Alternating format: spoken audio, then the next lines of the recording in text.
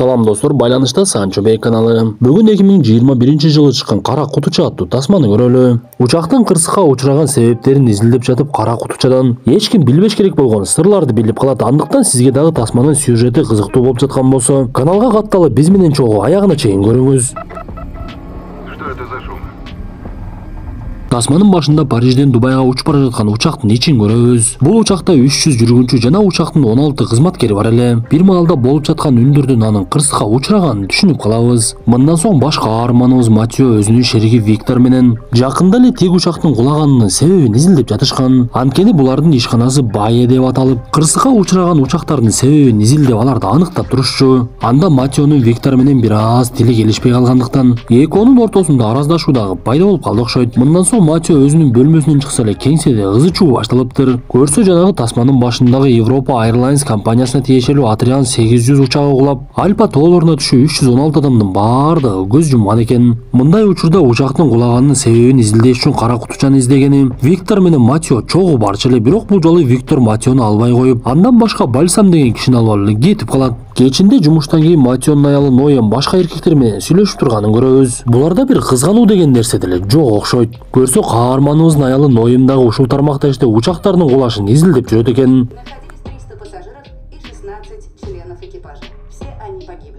Ошентип арадан күндөр өтүп жанагы кырсыкка учураган учактын Кара Кутучасын алып келишет. Анда Виктор менен Бальсам Кутучаны ачуу мезгилин тасмага түшүрүшүп, тартип сактоочулардын көзүнчө ачып, андагы жазылган үн жазууларды уга башташат. Бир күнү каарманыбызга башчысы Рене коңгуроо кылып эле батыраак менен кеңсеме кел деп буйругун берет. Көрсө Виктор көптөн бери жумушка чыкпай, анын кайда экени белгисиз болуп жатыптыр. Ошондуктан башчысы каарманыбызга сен Бальсамга шерик болуп үн жазууну изилдегиле. Менден кабарчылар жооп күтүп жатышат. Кечки 7-ге даяр кылышыңар керек десе, каарманыбыз макулдугун берип дароо эле жанагы үн жазууну изилдей башташты. Биз ушул жерде Матеонун өзүнүн ишинин чебер экенин түшүнөбүз. Анткени буга чейин Виктор менен Бальсам уккан нерсесинен такыр эле тыянак чыгара алышпай, Матео үндөрдү угуп олтуруп бир нерсени байкап калды.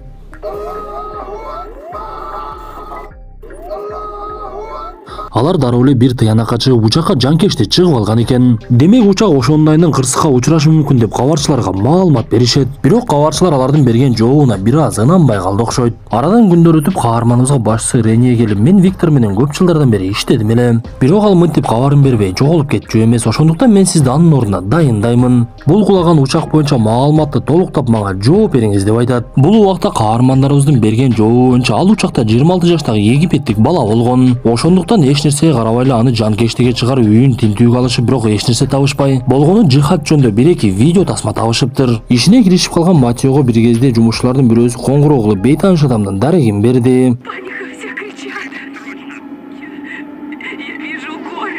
Көрсө бул кишинин аялы дагы ошол авиа кырсыкта каза таап, бирок кырсык болоордун алдында күйөөсүнө үн жазуу жөнөтүп койгон экен. Анда Матео бул маалыматты алып изилдеп олтуруп өтө бир кызык нерсеге туш болду окшойт. Аялдын үн жазуусунун убактысы менен алар изилдеп жаткан Кара Кутучанын жазуусунун убактысы 3 мүнөткө айырма бере баштады.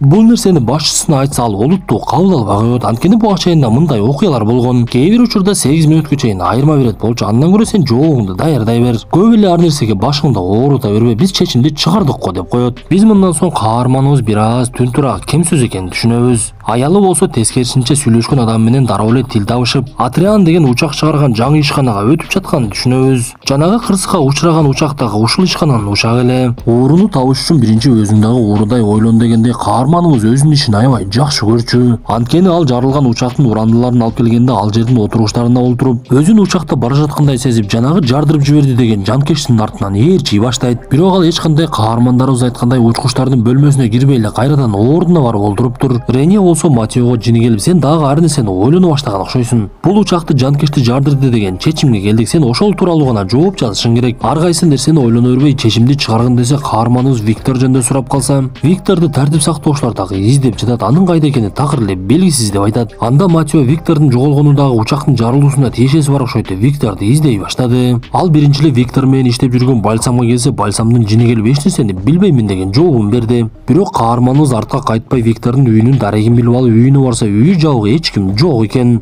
Анда терезесин сындырып үйүнө кирип, үйүнүн жертөлөсүнө түшсө, ал жакта ар кандай үн жазуучу аппараттар. Кызыгы Виктордун дагы унаасы үйүндө туруп, анын видео регистратор бар экенин көрүп, регистратордун флешкасын алып, андагы видеолорду көрө баштайт. Ошентип кылып жаткан ишине толук башы менен кирип кеткен каарманыбызды ит келип ойготуп жиберди окшойт. Бул көрсө Виктордун кошунасынын ити экен эле. Анда Матео ал жерден кеткенге шашылып үйүнө барып алып, ноутбугун ачып, жанагы видеолорду катарынан шашпай тез-тез көрө баштайт. Бирок ал видеодон жаратарлык деле эч нерсе таппай. Аягында гана Виктор Матеонун бир тааныш болгон Адрианда иштеген кишиге жолукканын көрөт.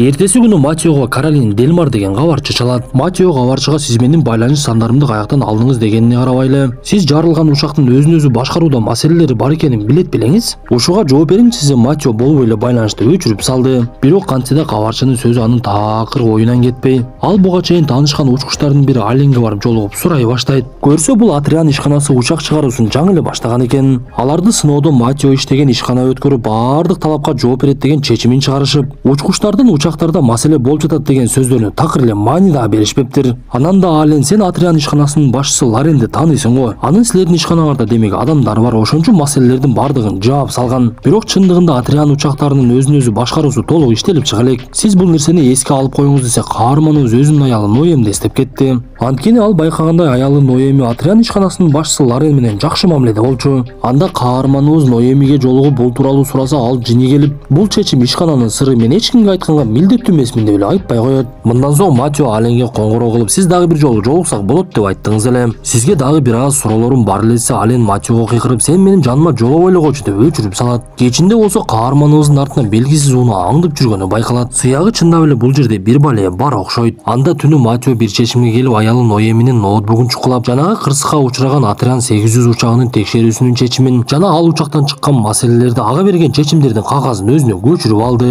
Бул нерсени каарманыбыз башчысы Рениге көрсөтсө, ал маселенин канчалык оор экенин эми түшүнүп, Матеого бардык нерсени териштиргенге уруксат берет. Матеонун кагаздарды көчүрүп алганы тууралуу маалымат Ноэминин ишканасына дагы жетип калат. Анда келишим боюнча маалыматтарды Ноэми үчүнчү адамдарга такыр бериш керек эмес болчу. Ошондуктан аны иштен убактылуу бошотуп жиберишип, Ноэми Матео менен урушуп, сен келесоо болуп калган окшойсуң. Өзүң учакты жанкешти жардырды дедиң эле го, эми менден эмнени каалап жатасың? Сен мени сазга батырайын деп калдың го десе, Матеонун да жини келип, мен башында чечимди туура эмес чыгарып алыпмын. Алар бейгүнөлүү эле бир мусулманды күнөөлүгө чыгарып коюшту. Бирок маселе башка жакта жатканын түшүнүп калдым деп эле ортосунда араздашуу башталат. Бирок эң кызыгы, каарманыбыз күнөөлөп жаткан учактын башкаруу аппараты эч кандай бузук эмес, баардыгы жайында экен. Анткени алар кулап түшкөн учактын ошол аппаратын алып келип текшерип жатышкан. Анда эч нерсени түшүнбөй калган каарманыбыз өзүнөн кетип, жинни деле болоюн деп калды окшойт.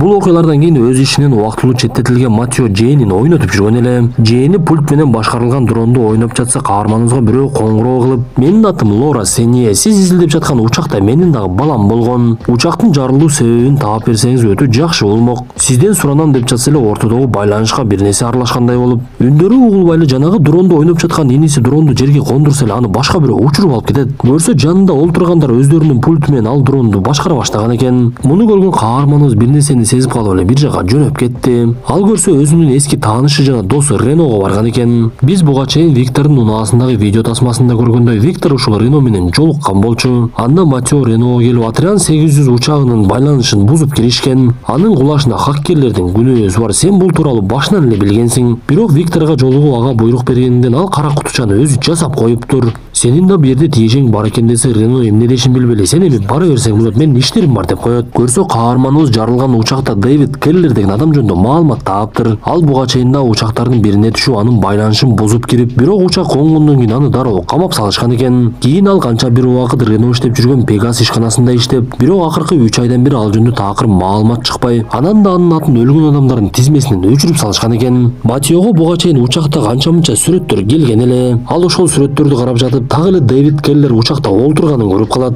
Демек маселенин баардыгын ошол хаккер кылган. Атриан 800 учагынын байланышы хаккерлерден такыр корголбоптур. Анысына карабай Атриан ишканасы учакты текшерүүдөн өткөрүп жиберип, элдин коопсуздугуна маани деле бербей иштетүүгө чыгара башташкан экен. Ошондуктан каарманыбыз кабарчыга атайын жолу сиз бул тууралуу маалымат чыгарышыңыз керек. Мен сизге ишенсем болобу десе кабарчыга карап сиз буга чейин көптөгөн теорияларды айттыңыз. Эми болсо эч кандай далилиңиз жок эле хаккерди күнөөлөп жатасыз. Мага капа болбоңуз, сиз менен иштеше албайм деп кетип калат. Ошентип аргандай күндөр өтүп Матионун кылып жүргөн ишине башчысы Рене такыр чыдай албай, сиз эми иштен кете берсеңиз болот. Биз мындан нары сиз менен иштеше албайбыз деп аны иштен айдап жиберет. Биз мындан соң Ноэми менен Ренонун тамактанып олтурганын көрөбүз. Ал экөө сүйлөшүп жатып Рено учкучтар кулагындагы байланыша турган кулак чыңгасын чечип койгон экен го. Матио үндөрдү уктум деп эле ар кандай нерселерди айтып жатат го. Сен аны деги көрдүңбү десе Ноэми таң калып, сен учкучтардын кулак чыңгасын чечкенин кайдан билесиң? Бул тууралуу маалымат жарыялана элек го деп эле таң калып калды. Бул убакта каарманыбыз түшүнүксүздөй бир жакка кетип бара жаткан. Көрсө ал буга чейин жанагы кара кутучадан угуп жаткан үн жазуулардан сандар менен айтылган дарек жөнүндө маалымат таап алган экен. Сыягы Виктор бул кара кутучаны жасап жатканда атайын бир маалымат калтырган окшойт. Анда Матио дарек боюнча келсе, ал чындап эле Виктордун үйүнүн жанындагы көлмө экен. Анда Матио ошол көлмөнүн ортосуна келип ал жерге чөмүлө баштап, суунун астында атайын ташка байланып бекитилген бир кутуча таап алды. Ичин ачса кара кутучага салына турган флешка чыгат. Муну көргөн Матио шашылып эле Виктордун үйүнө келип, ал флешкадагы маалыматтарды уга баштайт. Биз ушул жердеги жазылган маалыматтар боюнча окуя чындыгында кандай болгонун түшүнүп калабыз. Көрсө жанагы хаккер чындап эле Атриан 800 учагында олтуруп, эч кандай жаман ой жок эле өзүнө көңүл бурдургусу келген байтур бир аз учкучтарды коркутуп коеюн деген экен. Ал учактын өзүн өзү башкаруу системасын жандырат дагы багытын башка жака буруп салат. Анда кабинада олтурган учкучтар эч нерсени түшүнбөй эле өзүн өзү башкаруу системасын өчүрүп, багытты мурдагы жака буруп жатса, жанагы хаккер кайрадан эле өзүн өзү башкаруу системасын жандырып, учак эки жактан берилип жаткан буйрукту түшүнбөй бузулуп дагы калды окшойт. Анткени ал бир кезде титрей баштап, хаккердин өзүнүн дагы жүрөгү түшүп, кайрадан өзүн өзү башкаруу системасын өчүрөйүн десе, ал такыр эле өчпөй коет. Жада калса кабинадагы башкаруучу учкучтар дагы эч нерсени түшүнбөй эле башкара албай калышты. Ошентип алардын бийиктиги жоголуп эле тоолордун бирине барып жарылып кеткен экен. Мындан соң каарманыбыз ноутбуктан Виктордун видео записин дагы көрүп калды. Ал жерде Виктор буйруктун баардыгын Рено бергендигин жана ал чоң акча төлөгөндүгүн, анан да ал жакында жок болуп кетерин түшүнүп видео запис калтырган экен. Эң кызыгы, ал видео записте Матио бул видеону сен көрүп жатсаң керек деп айтат. Сыягы көп жылдан бери Матио менен иштеген Виктор анын кандай экенин жана аягына чейин чыгарын түшүнүп калган окшойт. Бир кезде эле каарманыбыз ал жерге бирөө келип калганын түшүнүп, видео жазууну бирөөгө жөнөтүп жиберет да бекинип калат. Ал келген адамдарды алаксытып эле унаасына олтуруп алып качып жөнөдү. Каарманыбыздын артынан коолап келе жаткан унаалар бир кезде токтоп калып, Матионун унаасынын башкаруусун сырттан бирөө бузуп кирди байтур, аны укпай эле ар жакка бурула берди. Акырында кайып тегеренип бара жаткан унаа даракты сүзүп эле туруп калат. Матио алган жаракатынан кулактарынан да кан чыга баштады. Мындан кийин биз Ноэминин көзүнүн жаштарын арчып жатканын көрөбүз. Сыягы каарманыбыз каза болуп калган окшойт. Анда Рено анын жанына келип, мен азыр элдин алдына чыгып сүйлөймүн, сенин келгениңе ыраазымын деп эле бир маалда элдин алдына чыгып сүйлөп жатса, анын артындагы экран өчүп эле Виктордун видео жазуусу чыга баштайт. Көрсө бул нерсени Ноэми уюштурган экен. Бир маалда эле ал жерге тартип сактоочулар келип, Рено эми чындыгында кармалганын түшүнүп калды окшойт.